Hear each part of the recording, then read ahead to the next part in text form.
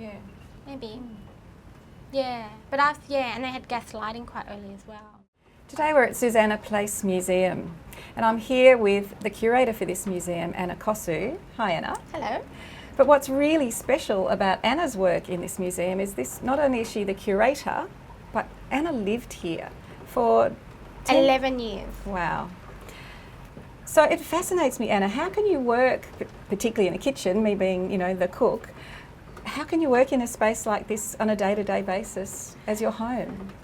I suppose I worked in it slightly differently. Because I was the curator, I was really conscious of how important all the original fabric was in the houses. So, the walls and all the equipment here we had to actually use. We couldn't really bring lots of new equipment in. So this was our stove.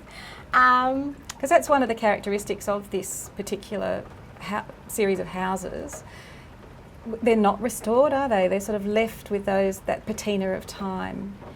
Yeah, so the philosophy is really to keep Susannah Place's, all the layers that were added here from 1844 until the last tenants moved out in 1990 are all equally important.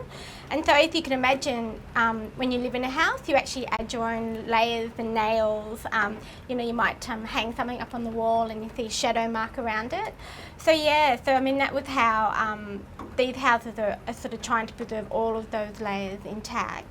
And as when I was living here, I had to be really respectful of that. So, yeah. Yeah, you couldn't have your own bits and pieces, or certainly not anything permanent. Yeah, and the houses are actually really tiny, so there was really limited space in them. So, and they weren't designed for the furniture of modern days. They're designed for small stoves, small fridges, or ice boxes originally. So, look, as a curator, it really helped me living here because I read all the old histories and I've talked to lots of the people who lived here and I've walked through with them, but actually living on a site and understanding the constraints of some of the rooms and the weather and experiencing the hot and the cold months, it really gave me a much better insight in how people actually lived in the houses. And that was an incredible privilege, I think, because not only did I get to work here, and I still work here and I love it, but I actually got to live here for 11 years, and that's an amazing privilege to actually live in what is a museum. Living your work, and hats off to you, because outside toilet, all the back stairs, if you need to lug your groceries in and out and all those sort of things. So as you say, you have a really intimate understanding of how people lived here.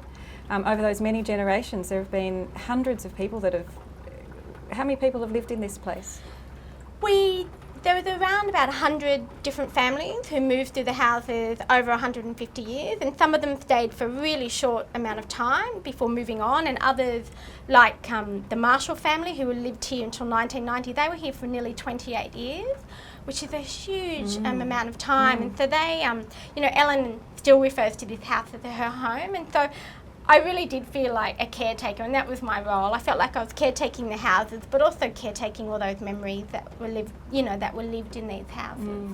But you still had to live your own modern life, and I guess that included entertaining and family visiting and things like that. There's really not a lot of space here to work in. But where did you? I guess you ate where Ellen ate in the room, back room here, or? Yeah. So the little veranda kitchen was really food preparation, so and thank goodness for things like rice cookers and things like that made life easier, and you didn't have to do everything on the stove. Yeah, this stove you can only use the oven and one hot plate, so my biggest challenge was trying to create the ultimate roast dinner and keep everything hot. And after 11 years, I got it down to a T. I could put a roast chicken on the table and have roast veggies and, some sort of steamed veg. Oh, look, fantastic. I think there's a lot of people with a Miele kitchen who probably can't do that without a bit of grief. Yeah, and the other thing, I suppose, it was, there's a kitchen sink, so it was just for washing up. But we never ate in here, but some of the tenants might have actually had their meals in this little room. Yeah. It depended how they use their other spaces, because of course, I guess you've got 2 rooms upstairs, 2 rooms downstairs, plus this little makeshift balcony area in some of the residents. So everyone has to work in their own space that makes it work for themselves, I suppose. Yeah, and that's what the houses really do reflect. Each house, even though they're built the same, they actually have, I think they have their own personality. So, you know, our houses are people. I don't think you can separate them, and so, you know, they have their own personality, and each person would have used the rooms according to their own tastes and what they had, and when, you know, my husband and I lived here, we were constantly moving around furniture trying to find, you know, more space, and I imagine the tenants would have done that quite a lot as well. And as I said, this room gets quite hot, so leaving the back door open, then, you know, you're actually cooking behind a door. Of course. And when I was washing up at the kitchen sink, people would walk along in the laneway and they would, you know, shout hello and things like that. So it was actually quite an unusual place to live.